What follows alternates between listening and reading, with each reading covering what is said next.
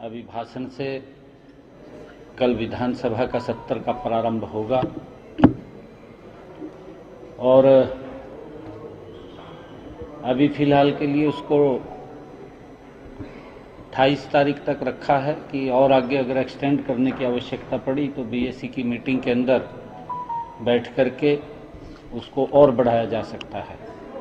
अभी उसके ऊपर चर्चा हुई है, अलग अलग कुछ बीच में पर्व भी हैं, त्यौहार हैं और सैटरडे संडे को छुट्टी भी है।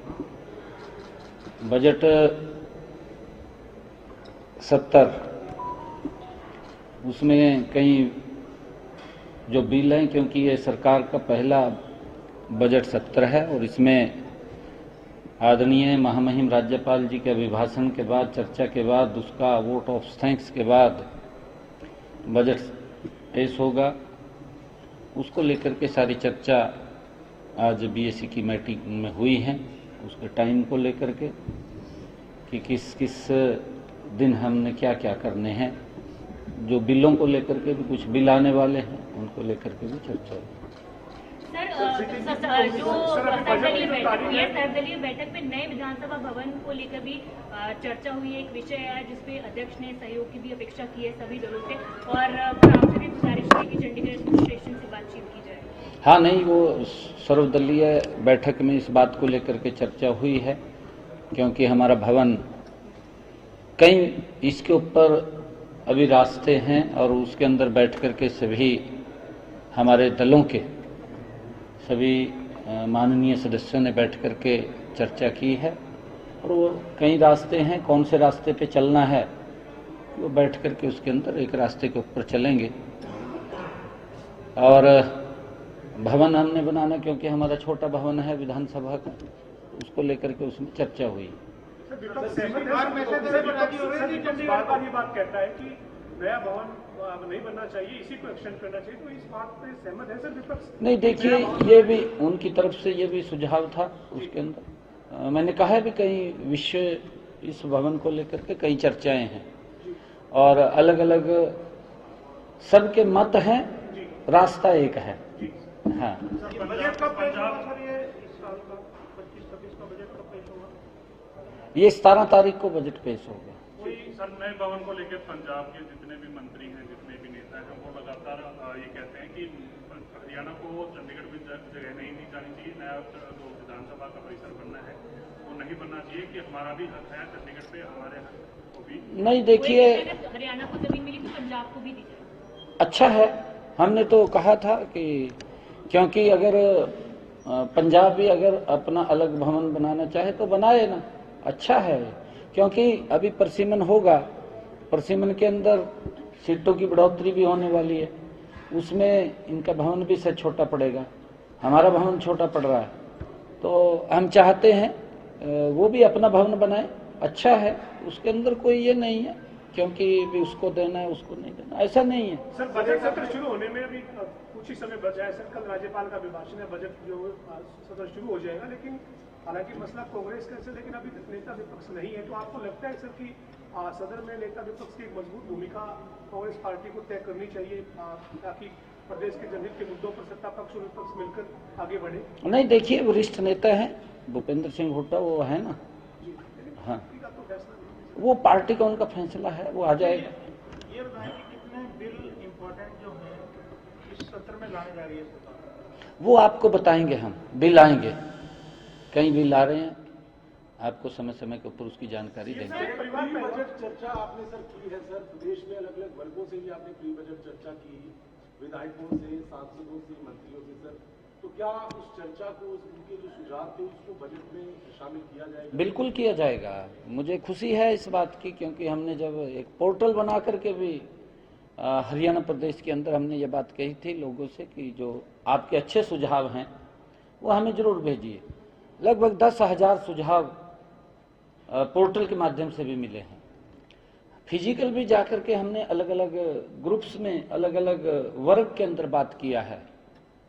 हमने इंडस्ट्रियल एसोसिएशन से बात किया है, हमने चार्टर्ड अकाउंटेंट से बात किया है, हमने टेक्सटाइल इंडस्ट्री से बात किया है, हमने प्रगतिशील किसानों से बात किया है, हमने एफपीओ से बात किया है, हमने प्राकृतिक खेती में जो किसानों ने अच्छा किया उनसे बात किया है, कृषि वैज्ञानिकों से हमने बात किया है, हमने हमारा जो युवा है युवाओं से हमने बात किया है, हमने स्टार्टअप युवा से बात किया है, हमने महिला उद्यमी से बात किया है, हमने नमो ड्रोन दीदी से बात किया है, सेल्फ हेल्प ग्रुप की बहनों से हमने बात किया है, हमने अपने सभी विधायक और मंत्रीगणों से बात किया है, जितने हमारे विधायक हैं सभी को बुलाया, 2 दिन तक उनसे भी हमने चर्चा सुझाव लिए हैं। हमने जो हमारी पंचायत प्रतिनिधि हैं उनसे भी बात किया है। हमने काफी वर्गों से बातचीत करके उनको सुझाव आमंत्रित किए हैं। ये बजट हरियाणा प्रदेश के 2 करोड़ 80 लाख लोगों की अपेक्षाओं के ऊपर ये खरा उतरे, उनके सुझाव लिए हैं, उनको समाहित इसमें किया जाएगा, उसके अनुरूप ये बजट होगा। ये तीसरे टर्म की मोदी जी के तत्वाधान में नॉन स्टॉप सरकार है। 3 गुना गति से हरियाणा प्रदेश का हम समान रूप से विकास करते हुए हरियाणा को आगे बढ़ाने का काम करेंगे। हमारी सरकार की ये कटिबद्धता है कि लोगों के जीवन को सरल करना। कितनी ग्रोथ इस बजट में देखी जा सकती है? आपका 1.89 लाख करोड़ का बजट है, ये जो चल रहा है 24-25 का, कितनी ग्रोथ हम माने 10%, 15%, कितनी देखने को मिल सकती है? ये जब आप बजट जिस दिन पेश करूंगा बिल्कुल आपको पता चलेगा उसका। विधानसभा के जो नतीजे आए तो उससे पहले आपने एक भविष्यवाणी कर दी थी कि हम फुल मेजोरिटी में आ रहे हैं। अब नतीजे आने हैं नगर निकाय चुनावों के, उसको लेकर के क्या आपका अनुमान? एक तरफा कमल का फूल खिल रहा है, एक तरफा, कहीं भी कोई दूसरा नहीं दिखाई तो दे नहीं रहा। 2100 रुपए की आपने घोषणा की है। मामला सामने आया सर, आपके कोई संज्ञान में है कि परिवार पहचान पत्र की आईडी का? देखिए, आज मैंने भास्कर के अंदर एक न्यूज को पढ़ा था, भास्कर के अंदर वो न्यूज लगी है और वो उस न्यूज को बिल्कुल देख करके चेक कराएंगे और चेक कराएंगे तो करेंगे उसको। ये महिलाओं को 2100 रुपए देने की बात आपने चुनाव के दौरान भी कही है, क्योंकि आप प्रेस कॉन्फ्रेंस में हैं, ये बजट में प्रावधान किया जाएगा?